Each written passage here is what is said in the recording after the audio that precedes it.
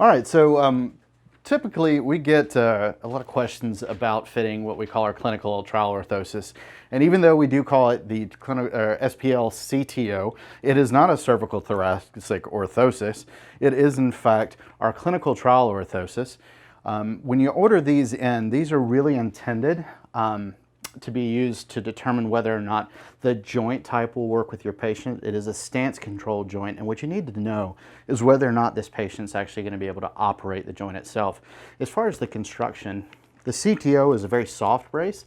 It's not really intended to correct a whole lot of stuff. It's intended to show the function of the stance control. So this is either for your patients to see or really also for the referral sources to understand what it is you're offering them.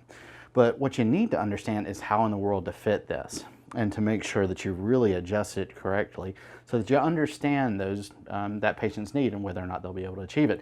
So I have some excellent help today from Mr. Bones and our other wonderful practitioner, Chris Fink. And what we're going to do is show you how to do this correctly. First thing you want to do is, especially if you have your own CTO, you want to make sure that you have verified that it functions correctly. So on the side of this brace, there is what we call our remote. So the remote's going to allow you to change the mode of the brace or the mode of the joint. Right now it's in a lock mode. This is actually really nice for a patient who's just like walking around the kitchen, making small short steps and doesn't want to have to think about, is the joint going to lock and unlock. Right in the middle, this is our automatic mode. So it should do two things. When I lean it this way, it should unlock. When I lean it that way, it should lock. Really important that it does those. If it doesn't do those for you, you're going to have to make some adjustments here underneath the little tag that says don't open. At that point you'll want to actually open this and do some adjustments. There'll be a separate video that we have on adjusting that pendulum internally and making sure that it actually works. But if you get it from us, we'll have already done that for you. The fully up position, well, that's just free motion. Patient wants to ride a bike, wants to sit easily, wants to just sit with it unlocked in a chair, they can do that. Button locks it all the way back down. You want to feel it lock. You will notice there's two locking positions, and we'll see this as we go here. We'll hear a click at about 15 degrees right there. So it has a safety lock at about 15 degrees. You don't want the patient sitting on that lock. You want them to be able to get the full extension lock, but you'll see that there are two different places that can lock. So once all that's done, you're going to come down and you have a pendulum here. This pendulum is what makes the thing work. And what it's going to do is based on where the thigh is in space, what its angle is to vertical, the pendulum that's here on the inside right here is going to move back and forth. Where that pendulum is set, really, really important. If you get it from us, it's going to be set about, well, in a locked mode. You'll see that it is set somewhere between what is a middle setting right here and this space, this mark right here, which is one mark anterior to center. It will likely be between one of those two that is most functional for the patient. When we send it to you, it's going to be right there. So do make sure you check that it's right here in this space. If it's not in the lock mode, you take this really nice little small wrench and you're going to adjust the location so that the pendulum is between those marks. Oop. And you got to do this real lightly. You want to lightly tighten it. Here we go. Lightly tighten this down.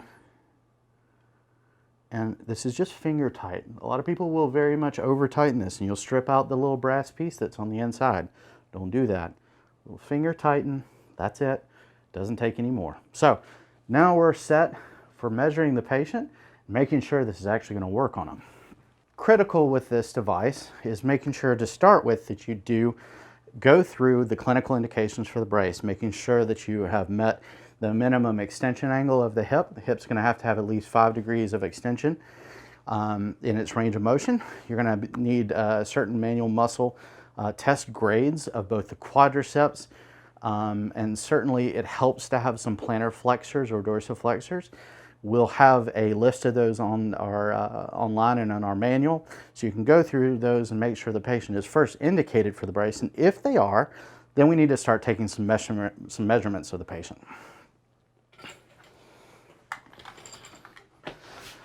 The most commonly missed item is knee center.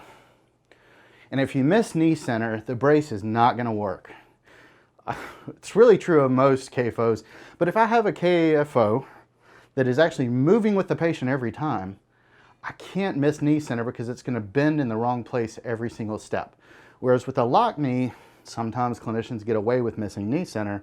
You're really not going to on this one. Remember what we've often forgotten from school, where is knee center? Knee center is exactly between, so adductor tubercle, tibial plateau. So I'm going to find those two bones on the medial side on the patient. The knee center is right in between those. And it is, if I was to take the full width of the knee, it is 60% of that width from the anterior. So 40 in the back, 60 in the front. That's where my knee center is sitting. So I want to make sure that I find that on the patient and measure that correctly so that I can transfer this over to my clinical trial orthosis. So we'll let Chris get rid of Mr. Bones. We'll measure this on him. So Chris is obviously has no impairments. So in this particular case, I'm not as worried about safety. If I'm doing this with a patient, I'm very concerned. I want to make sure that we're starting out with either a walker or the patient's going to be in the bars. So always make sure that your space is already set up for appropriate safety for the patient that you're working with. Remember, this is not a supportive brace. We're just looking to see if the joint's going to function. So if the patient stands up and they have some major instabilities, you want to make sure there's something there to catch them. So let's go ahead and take knee center. Now, one thing that you need to know is when I'm taking this measurement, I have either the option of doing this with the patient barefoot, or I can do it with their shoe on. The foot plate here will attach to either. So I'm going to either need the measurement to be with shoe on if I want to do it with the shoe on, or shoe off if I'm going to take both shoes off. In this case, we're going to try to leave the shoe on because it's a little easier to attach that way. So, because I don't want to mark all over him, if I had a patient in shorts, I'd go ahead and just mark their knee with a Sharpie. But I like Chris, and I don't want him to hit me. And so I'm going to put a little bit of tape on about where his knee is going to be. I probably want to do the correct knee since we have a left-sided brace. I think it'll be a little more obvious on a patient with an actual impairment. But in this case, we're going to do it that way. So the first thing we're going to do is we're going to palpate and find the adductor tubercle. Thankfully, with Chris, this is really easy to do. It's a little more than Mr. Bones, but you know, he's not me. You're not me. So there's, let's see, there's our tibial plateau. So knee center is right here.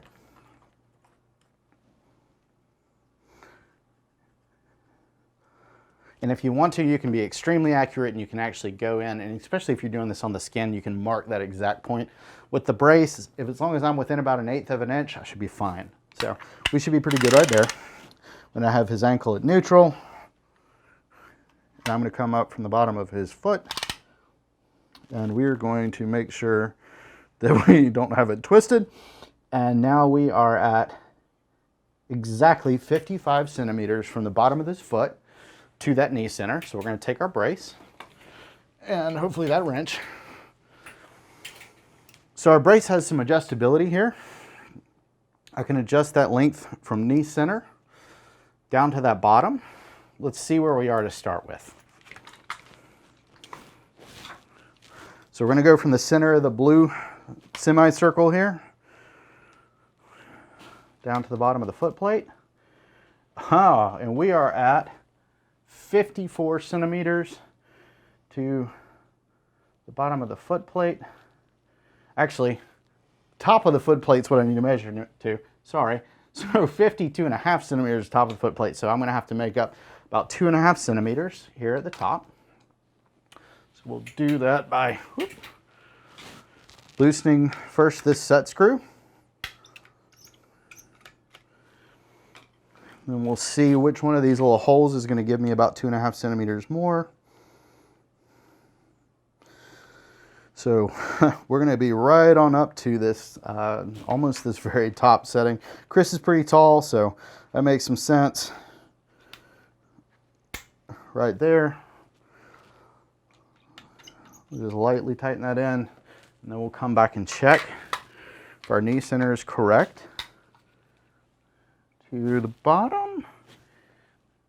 Perfect. So now our knee center is actually going to match up to Chris. It's really, really important to having this brace actually function correctly. The other thing that you're going to need to do is up here at the top on this device, we can adjust angles. So not only can I adjust the AB and adduction of the femur, I can also adjust the flexion and extension. With one of these, we prefer to set this up with 5 degrees more flexion than whatever contracture the patient may have in their knee. So in Chris's case, he's going to be neutral. So the device as is about 5 degrees flexed already. If he were to have a flexion contracture, I'm going to actually take and loosen this screw and rotate it to accommodate that contracture, and then tighten it back down. So I'm going to take it right back to where it was, but I could add up to 20 degrees in here. Now, if you remember correctly from your indications, 10 degrees is your max. So no more than 10 degrees of flexion contracture, it's not going to work anyway. In that case, you could get up to 15 degrees built into this, but it's really hard for the patient to get that to function. So know that that's really not where we want to be unless you think you can actually work that flexion contracture out. But that's the adjustment there. Now, if I want to adjust the angle of the thigh, in most cases, it's not really necessary unless you have some really interesting stuff going on. But you could loosen both screws and then tighten them one at a time until you get the right angle. You'll notice as soon as you loosen them that the thigh will be able to be AB or adducted in any way that you really want to. So these are the main settings that you want to make sure are correct before you start. Because Chris is going to be neutral, I'm not worried about it. I'm going to go ahead and just leave him about 5 degrees of flexion here on the top. If I had a patient who hyperextends, I'm going to go ahead and set them dead neutral and not worry about having that brace in any degree of flexion. They typically find that to be really awkward to even try to stand like that. So I'll usually stick those in about neutral. Okay, so now that we've got this set up, to don it, one thing that makes this really easy, go ahead and put the brace into an unlocked position. Now we can kind of play with it and it's not going to inadvertently lock on us. So one of the hardest things to get right, and this is where usually you either decide to go barefoot or not, although if you're going to walk around, you probably want them to have a shoe on. But getting this fit around, sometimes we'll have to add some extra Velcro on. Hopefully in Chris's case, we won't have to worry about that. So we'll have the patient go ahead and make sure they can don the device. And we're going to assist them in getting their foot in place. One thing that I've seen done is the foot gets put on here and the ankle center doesn't match even closely. It's just as important on one of these to actually match that ankle center up as it would be for any device you're fitting. So you want to be really close, at least in that in the sagittal plane, to making sure that ankle center lines up. The problem with doing this barefoot is that ankle center could end up quite high of it. So that's going to be your main issue if you did do it without the shoe. With the shoe, we're really good as far as that alignment. So what we're going to do now is we're going to go ahead and attach the strap around the ankle. So I've added a little extra strapping because Chris's foot's a little longer than the average. So put a little extra bit of strap on there, but I can tell the brace is going to move with his foot. I'll watch that as he walks just to make sure that it doesn't loosen up on me. Next thing I'm going to do is I'm going to tighten each of the straps. I do want to make sure these are really snug. If they're not, we'll lose some motion to the looseness of the strap, and they may or may not be able to unlock the joint. And it won't be because they're not capable, but because the brace is moving separately from their limb.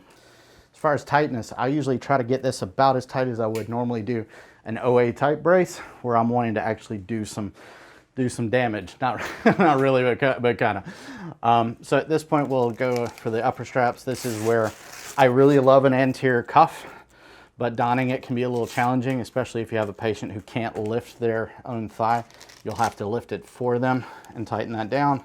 But the thigh is probably your most important sets of straps, because if they're loose, we will not be able to control the flexion and extension of the brace at the knee, and you will not get a consistent lock and unlock. I've seen this a lot of times. Well, we'll be working with a clinician and this is really loose on the patient. We can't figure out why it won't work. Well, the patient's not actually driving the brace anymore, which is a big problem. So we're gonna go ahead and lock that back up. One thing that you can check beforehand is grab the wrench, here we go. And what we wanna do is double check that the dorsiflexion stop is actually engaged on the double action ankle joint. Really, really important to remember with these, that a stance controlled joint will not lock or unlock unless it's in a fully extended position. So to gain extension, that extension moment on the knee will often use the dorsiflexion stop on the ankle joint, because that's going to push that knee backward like a floor reaction brace, and we're going to gain that extension moment we need to lock this thing out or unlock it at the end of stance phase. Make sure the back is set to either accommodate a patient's plantar flexion or their lack of active dorsiflexion. If they have full plantar flexion and dorsiflexion control of their ankle, you can actually remove, you won't even need that back screw, because it's nice to allow that controlled plantar flexion if the patient's capable of doing so. Dorsiflexion stop, though, is probably one of my favorite things to make sure it's included in this type of brace. So now that this brace is locked, when he goes to stand and it gets into full extension, it will lock out for him. So if you can go ahead and stand up, Chris. Now, and if this is a patient, you're going to want him in the bars. I heard everything lock out. Yep, so we are in a lock position on the brace. He's in the full lock. I can go back and double check. I see a little bit of motion within that brace. Let's see which ones are loose. We'll snug those up for the sake of testing. You get a lot of that because these are extremely flexible cuffs. When you go to rigid cuffs, you are not going to get that much motion there. So you won't need to tighten them quite as much as you do on the CTO. But this allows us to fit a lot of different thigh shapes and a lot of different patient forms that we're used to seeing. So this will help you a whole lot as a clinician. Now, what you need to make sure that you do is explain to the patients what's going to happen with each position on the remote. So in the full down position like we are now, we're locked. So the patient can step and move around, and it's not going to unlock on them. So starting out with patient in lock position, what we want to do is we do want to check, make sure that everything's set up right. If the patient has some sort of hyperextension or something at this point, you want to know that you have set this part correctly to match that. The joint itself, we should see running up and down pretty vertically on the patient's leg. That's going to help us make sure that it's going to lock and lock like it's supposed to. As far as location of the pendulum, in that locked position, right now we are locked. The knee joint, go ahead and see if you can bend that. Yeah, it's locked out as well, so go ahead and stand up. We can adjust this. It looks like it's actually a little bit out of place, so we're going to adjust this a little bit forward. So here's how you're going to want to look at your adjustments on the pendulum. Make sure it's real loose before you slide it. Just lightly finger tighten. I'm now right at that center point. So for somebody who's taller, longer legs, a little more hip extension range of motion, that pendulum may be a little further back, as far back as the center mark or maybe a little posterior to that. If they take shorter steps, you're going to want that pendulum to be a little closer to the front. Maybe that one mark closer to the front when you're looking down at it. That should allow the person with those shorter steps to have an easier lock and unlock, but do note the further forward you get, the less stable it is, and the earlier in the gait cycle they're going to get an unlock of the brace. The other thing that you can adjust for that, so however far in your dorsiflexion stop is, well, that dorsiflexion stop is going to cause a hyperextension moment at the knee. So if that dorsiflexion stop gets hit too early, it's going to push that knee back and you're getting an unlock moment. And if the brace is set too unstable and you get an unlock moment, that's going to open up on you. So you can adjust both things. This is really going to be about adjusting for patient's stride length and how much extension they get. And what this is going to be for is when during the gait cycle I really want it to unlock. So when am I going to get the hyperextension moment that's going to actually unlock it? A patient that's actually has weak quadriceps, they're not going to be able to actively extend their knee, so they're not going to be able to generate an extension moment without hitting that stop on the bottom of the brace or actively firing their plantar flexor muscles if they have those. The only time you're going to want to be able to use this without a foot plate is when patient has a 4+ or 5 manual muscle test of the plantar flexor muscles, and that'll allow them to control this joint without it. Any other adjustments you may do are going to be really trying to balance these ankle joints and that pendulum out, remembering that the pendulum is about stride length. The ankle joint is about providing the correct dorsiflexion stop at the right time during the gait cycle. If you have a patient and you're really struggling with getting a consistent lock-unlock, do go back and verify that you've accommodated the correct amount of flexion. You want to be able to see that while standing in a neutral position that they are able to actually get the knee locked. If you're having to force the knee into extension to get it to lock, they may not be able to get it to lock themselves. You can check this at the end of swing phase. When they kick their leg out, if they can't get it to lock kicking that leg out, then you're going to need to add some flexion into the thigh component. Those are kind of the main functional things to look for. If I was to see a patient where they're coming back and they're saying they're unable to get it to lock consistently, first thing I want to do is make sure during, as they're walking by me, that they are getting an extension moment of the knee at the proper time. If they're not getting the extension moment, I'm going to come back down here, do my ankle adjustments. If they're getting the proper extension moment, I'm going to go back and look towards that the pendulum and make sure that the pendulum is set to the right degree of stability for the patient that's wearing it. Those are the main adjustments that you're going to want to be able to do with this, and hopefully that'll help you guys be a little more successful with these. Thanks.